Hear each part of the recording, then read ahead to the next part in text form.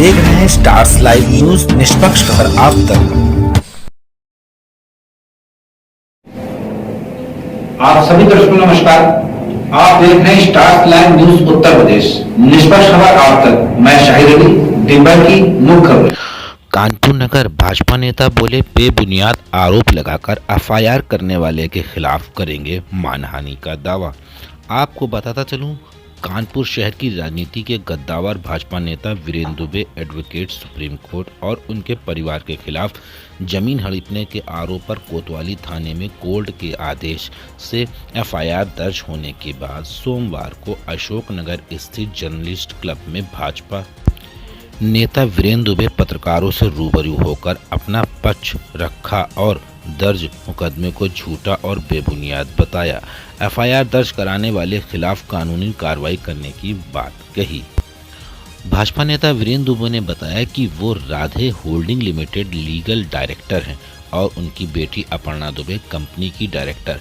Company ने हरिशंकर गुप्ता और गणेश शंकर गुप्ता से नौबस्ता में स्थित उनकी जमीन खरीदी है, जिसमें संजय गुप्ता सहमति पक्षकार हैं, जिसका 43,50,000 का भुगतान विक्रेता गण को प्राप्त हुआ। भाजपा नेता के अनुसार कंपनी ने हरिशंकर गुप्ता से 1378 गज जमीन की रजिस्ट्री करवाई थी। बाद में पता चला कि बेची गई जमीन से पहले कई प्लाट कई लोगों को बेचे जा चुके हैं और मौके पर सिर्फ 300 गज जमीन थी। जांच पड़ताल करने पर ज्ञात हुआ कि 4610 वर्ग मीटर भूमि में सड़क काटने के पश्चात 3227 वर्ग मीटर भूमि शेष बची, परंतु उक्त अराजी में भाजपा नेता समेत अन्य लोगों को धोखाधड़ी से 5316.46 वर्ग मीटर भूमि को बेचा गया, जिसकी जानकारी होने पर कंपनी द्वारा दी गई चेकों का स्टाफ पेमेंट का शिकायतकर्ता समेत सभी जमीन विक्रेताओं के खिलाफ इस धोखाधड़ी की शिकायत बीती अक्टूबर नौबस्ता थाना मुख्यमंत्री जन सुनवाई पोर्टल में शिकायत की थी। देखिए, कानपुर के जर्नलिस्ट क्लब में प्रेस वार्ता करते हुए वीरेंद्र दुबे एडवोकेट ने क्या कुछ बताया। कानपुर से विशेष संवाददाता राकेश पांडे की खास रिपोर्ट। लिमिटेड का मैं लीगल डायरेक्टर हूं और हमारी बेटी अपर्णा दुबे ये मैनेजिंग डायरेक्टर हैं और हमारी श्रीमती जी सरोज दुबे जो डायरेक्टर हैं।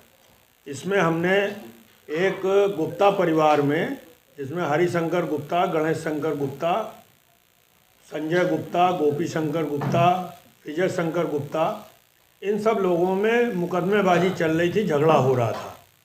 मैंने इन लोगों का एज आर्बिट्रेटर, मैं स्वयं आर्बिट्रेटर था और दूसरे पक्ष की तरफ से आर्बिट्रेटर जो है वो एडवोकेट शैलेंद्र पांडे थे। शैलेंद्र पांडे जिन पक्षों के वकील हैं, उन्होंने ही एक जुरिडिक्शन को चेंज करने के लिए, क्योंकि मैंने नौबस्ता थाने के तहत जो कोर्ट पड़ता है उसमें कैवियट दाखिल कर रखी थी कि कोई एक्स पार्टी जजमेंट हमारे खिलाफ ना हो जाए, यदि कोई मुकदमा आता है तो हमारा पक्ष भी सुना जाए। उन्होंने एक जुरिडिक्शन को बदलने के लिए, क्योंकि हमने ऑलरेडी नौबस्ता थाने में एप्लीकेशन प्रार्थना पत्र दिया था कि इस तरीके से जगह इन्होंने हमको ज़्यादा बेच दी है जिसके ये मालिक नहीं थे, हमारे खिलाफ धोखाधड़ी हुई है। हमारे खिलाफ का मतलब कि बेटी ने हमारी प्रार्थना पत्र दिया था, अपर्णा दुबे ने, जिसके तहत जब 1 महीने कार्रवाई नहीं हुई है तो मैंने नवंबर माह में 2 नवंबर को प्रार्थना पत्र जो है अपना सीएम पोर्टल पर अपलोड करा दिया था।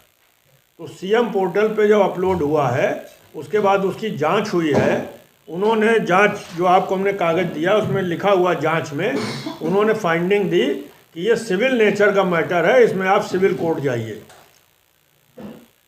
इनकी ओर से पोर्टल पे डाल दिया गया कि हम जांच से संतुष्ट नहीं हैं, वो दोबारा विवेचना नौबस्ता थाने में आ गई है। लेकिन जब इन्होंने फाइंडिंग ये दी तो हम लोगों ने सिविल के मुकदमे की तैयारी करा करके, जो सिविल जज सीनियर डिवीज़न पंचम के यहाँ पर मुकदमा हमारा सिविल का ऑलरेडी चल रहा है।